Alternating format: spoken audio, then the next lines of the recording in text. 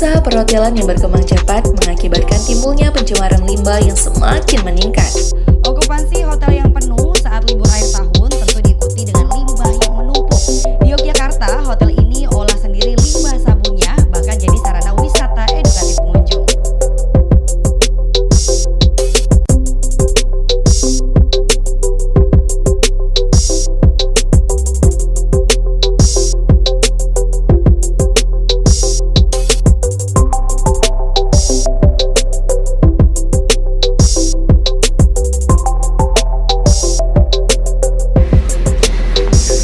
Assalamualaikum warahmatullahi wabarakatuh.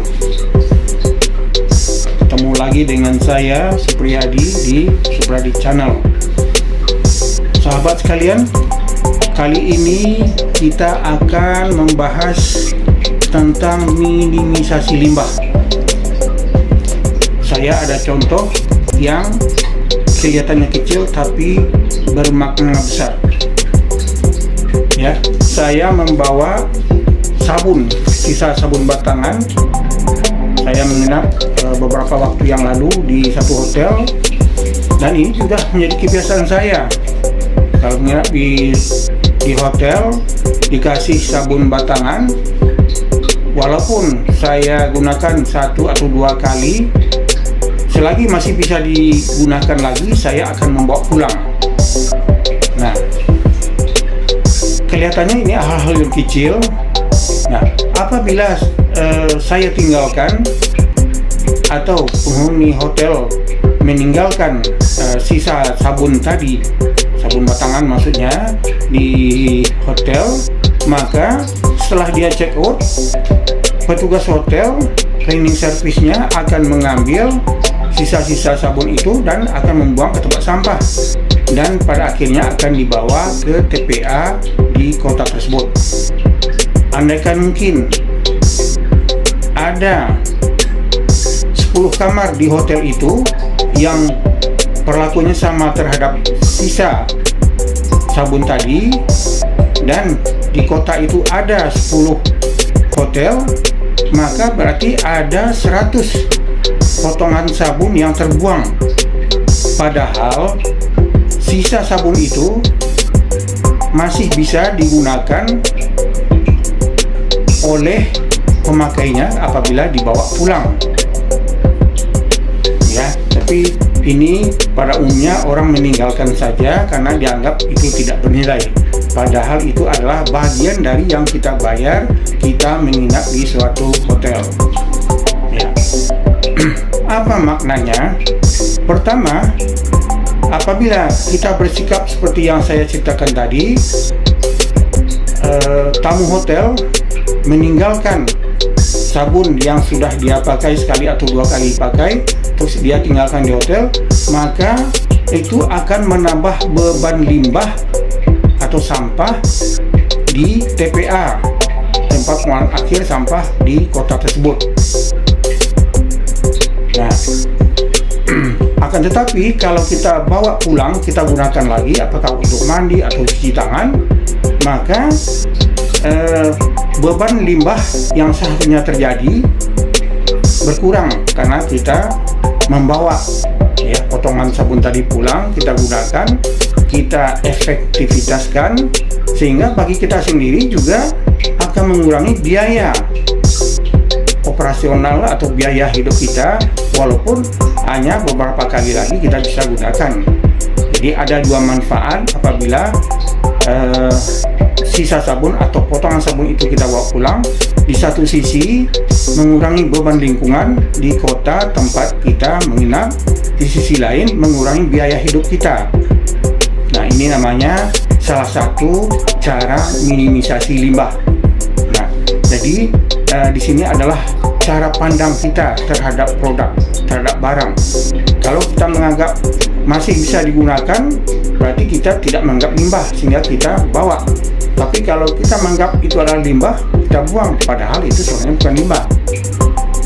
Baik, di sini saya akan menceritakan tentang bagaimana pola pandang manusia terhadap limbah atau sampah selama ini. Pada awalnya manusia berproduksi dengan bahan baku, bahan penolong, dan proses produksi dihasilkan produk utama dan sisa atau limbah.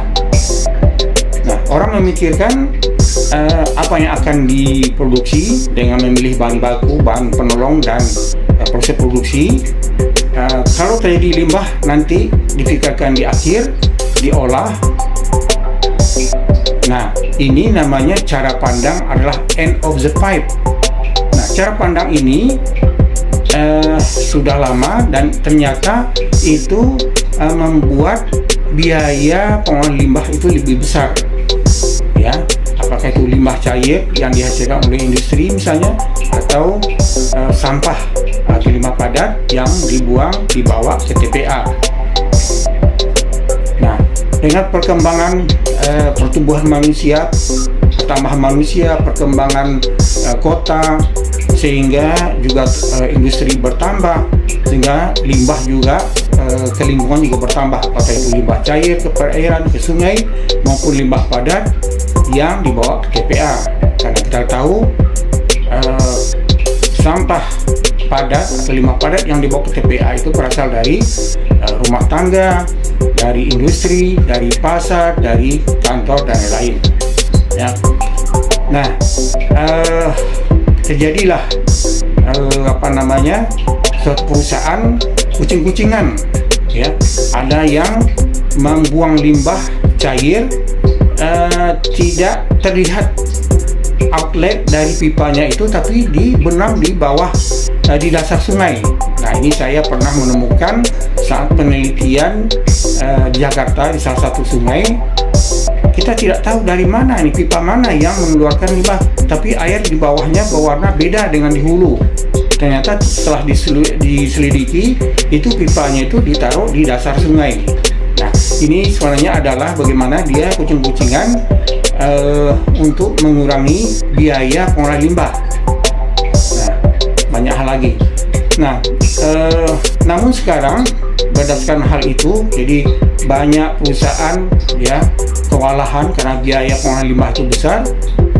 Nah, sekarang timbul cara pandang baru. Jadi kalau yang tadi itu pokoknya berproduksi, kalau ada hasil utama dan limbah, nah limbah itu diolah, walaupun diolah kadang-kadang tidak tepat sehingga masih menyebabkan perairan melampaui baku mutu lingkungan. Nah, sekarang ini dengan perkembangan ilmu pengetahuan dan teknologi, cara pandang itu dirubah, yaitu tidak end of the pipe lagi, tapi dari awal, dari memilih bahan baku, memilih bahan penolong, memilih proses produksi, sehingga dihasilkan limbah yang sedikit. Nah, sehingga biaya pengolahan limbah itu tidak terlalu mahal, sehingga diolah bisa memenuhi baku mutu lingkungan.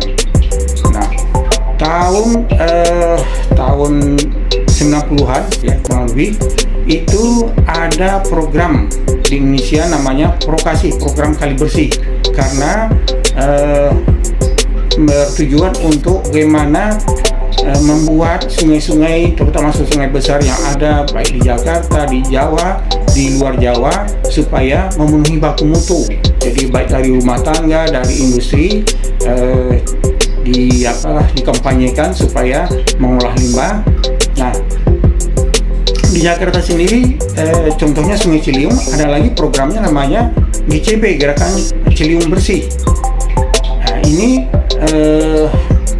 berpedoman pada atau belajar dari Singapura yang berhasil membuat air sungai Klang River menjadi bersih, memenuhi baku mutu dalam jangka 10 tahun. Nah, di Indonesia, di Jakarta, dan di luar Jawa dicoba dengan program Prokasi tadi, GCB di Ciliwung. Namun lebih dari 10 tahun belum juga tercapai apa yang diinginkan, kualitas air sungai yang memenuhi baku mutu sesuai dengan peraturan yang berlaku. Nah, ini juga persoalan karena apa? industri sudah dibuat demikian rupa kebijakan oleh pemerintah, rumah tangga juga sudah dihimbau. Namun ini masih terjadi, sulit sekali untuk mencapai kualitas misalnya air sungai memenuhi baku mutu dan juga mengurangi beban sampah yang dibuang ke TPA. Karena kesadaran kita untuk bersikap terhadap bagaimana menjadikan limbah itu sedikit, ya. Jadi sebagai contoh saya tadi, sabun yang kelihatannya kecil, yang tidak bernilai, tapi itu bermakna sekali karena merubah cara pandang kita terhadap barang yang seharusnya masih bisa dipakai, masih bisa dianggap sebagai sumber daya, tapi kita kadang-kadang membuangnya demikian sehingga menambah beban lingkungan, ya. Nah, contoh lain adalah kita pergi ke pasar, ke mall terutama. Dulu kita kerja di mall dikasih kantong plastik, ya, kresek, sehingga kita pergi ke mall tidak usah membawa keranjang, tidak usah membawa kantong dari rumah karena nanti ada fasilitas, walaupun sebenarnya itu juga kita bayar, ya, cuma tidak terlihat berapa biayanya. Namun adanya kebijakan bagaimana meminimisasi limbah ini, kebijakan oleh pemerintah, mall, terutama mall, ya, kalau di pasar tradisional masih juga orang drastis mendapatkan kantong plastik. Itu misalnya di supermarket kita belanja, nanti ditanya apakah punya kantong, kalau tidak kita harus beli kantong. Nah, sehingga tambah lagi biaya yang harus kita bayar, ya. Nah, ini adalah padahal kita bawa pulang dengan kantong itu sampai di rumah, kantong yang bagus kita jadikan tempat sampah, padahal kantong itu masih bisa digunakan beberapa kali, ya. Ini adalah cara kita memandang suatu barang yang tidak melihat apakah masih bisa digunakan lagi, apa bisa dimanfaatkan lagi, tapi kita melihat pokoknya itu bekas dibawa dari pasar itu jadikan tempat sampah, ya. Jadi cara pandang dahulu orang terhadap sampah itu adalah end of the pipe. Jadi pokoknya kita berproduksi, ada bahan baku, ada bahan penolong, ada proses produksi, laksanakan, nanti kalau ada limbah diolah. Namun kewalahan di akhir untuk mengolah limbah. Nah, dengan belajar kondisi seperti itu, sekarang pola pandang manusia adalah mengubah. Jadi tidak end of the pipe lagi, tapi dari awal, dari memilih bahan baku, memilih bahan penolong, memilih proses produksi, sehingga nanti akan dihasilkan limbah yang sedikit. Dengan sedikitnya limbah yang dihasilkan, maka biaya pengolahan limbah juga akan lebih sedikit, sehingga perusahaan tidak terlalu besar biaya untuk pengolahan limbah. Aspek lingkungan sendiri juga, apabila perusahaan, apabila rumah tangga melakukan minimisasi limbah tadi, maka lingkungan juga berkurang beban lingkungan untuk menampung limbah atau sampah yang sebenarnya masih bisa dipakai berulang kali lagi, ya. Beban lingkungan berkurang, pemerintah kota juga akan berkurang bebannya untuk mengolah sampah, ya, mengolah yang bersihkan sungai, ya. Nah, jadi adalah ini cara pandang. Dengan merubah cara pandang, maka hasil juga akan berubah. Yang diuntungkan nanti adalah lingkungan dan kita sendiri. Dari kita sendiri juga akan berkurang biaya operasional kita, biaya pengeluaran kita. Lingkungan juga, lingkungan berkurang, biaya pemerintah kota untuk mengolah sampah juga berkurang. Nah, contoh lain lagi adalah misalnya kelapa sawit, perusahaan kebun kelapa sawit dan pabrik pengolahannya itu sawit diolah demikian menjadi produk, salah satunya misalnya minyak goreng dan lain-lain. Itu dulu sisa limbah cair itu dibuang ke sungai sehingga menyebabkan pencemaran sungai melebihi baku mutu. Tapi setelah adanya pola pandang tadi, itu limbah cair hasil dari pengolahan dari sawit menjadi produk tadi itu tidak dibuang ke sungai, tapi digunakan untuk disiram ke kebun, yang disebut juga dengan land application. Nah, dengan dibuang atau disiram limbah cair tadi dari hasil pengolahan kelapa sawit ke kebun, itu menyebabkan tanah menjadi subur. Kenapa? Karena itu adalah bahan organik. Bahan organik di kebun nanti terjadi dekomposisi sehingga menjadi unsur hara yang dibutuhkan tanaman. Nah, jadi di sini dua yang diuntungkan. Yang pertama adalah lingkungan, beban lingkungan tidak terlalu berat, memenuhi baku mutu. Di perusahaan sendiri juga diuntungkan, berkurang biaya untuk pemupukan, ya, karena ini bukan limbah B3, ya, bahan beracun dan berbahaya, tapi adalah limbah organik yang bisa menyuburkan tanah, ya. Jadi itulah, dengan merubah cara pandang kita terhadap limbah, sebenarnya bukan limbah, mengubah cara pandang kita terhadap barang, maka efeknya akan besar sekali, baik terhadap lingkungan, terhadap pemerintah kota, terhadap kita diri sendiri. Nah, saya harapkan dengan pembicaraan saya malam ini tentang minimisasi limbah itu bisa kita pahami. Kita mulai dari diri kita sendiri, dari keluarga kita sendiri, sehingga bagi kita sendiri biaya hidup kita bisa berkurang, bagi lingkungan, beban lingkungan bisa berkurang, bagi pemerintah juga diuntungkan. Pemerintah juga biaya untuk mengolah sampah juga berkurang. Karena apa? Kita lihat di mana-mana TPA itu kewalahan dalam mengolah sampah karena semua orang habis satu kali pakai dibuang. Nah, seperti contoh lagi, di Belanda misalnya, kalau kita belanja telur, satu pak telur yang ada bungkusnya itu, apakah itu dari kertas yang diolah, ya. Nah, terus kita bawa pulang.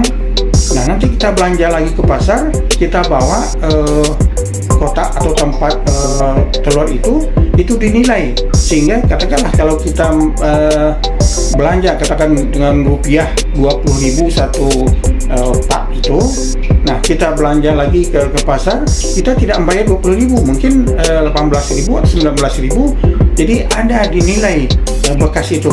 Kalau kita di sini kebanyakan kita beli telur di pasar, bekas itu dibuang, padahal itu sebenarnya bisa digunakan beberapa kali lagi.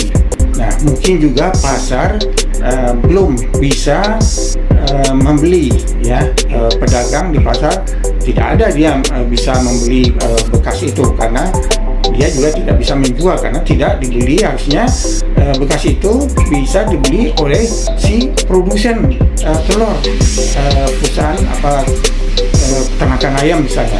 Nah, apabila itu bisa terjadi, maka ini juga tidak sedikit bisa mengurangi beban limbah di TPA maupun di tempat-tempat sampah lainnya.